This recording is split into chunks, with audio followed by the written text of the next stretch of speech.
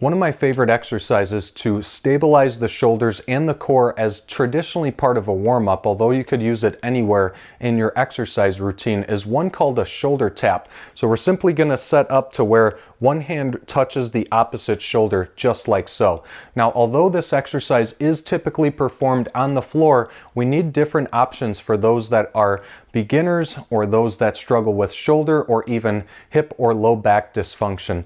Okay, so if you are truly a beginner, although I'm using a kitchen chair, it is pretty low to the ground. If you are beginning, you can start at your kitchen countertop or even a kitchen table and then eventually move progressively lower to the floor into a chair. Okay, obviously the lower we go, the more pressure there is in the shoulders and the core, and some people just struggle with the difficulty getting down to the floor due to hip or spine mobility. Traditionally, those are the biggest culprits for inability to get down to the floor. So again, you can still utilize a great exercise like this, and what we're going to do is set with the arms at shoulder width apart position, and the hand goes and touches the opposite shoulder just like so, but in a face down position. Okay, so when I set up hands shoulder width apart on the chair, I actually want my feet stepping back one at a time, and you're going to go to a double wide position. So think wider than shoulder width apart.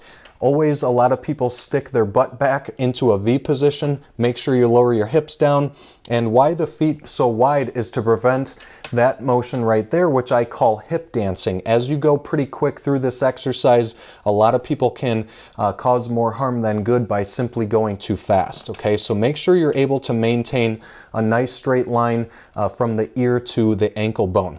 Now, as I begin to start, right hand taps the left shoulder, right back down to the chair. Left hand taps the right shoulder, right back down to the chair. And what I'm going to try to do as I show you the left is prevent that kind of dropping position. So as I simply go back and forth, you want to just slowly pause, hand to the opposite shoulder for a split second, and go right back down.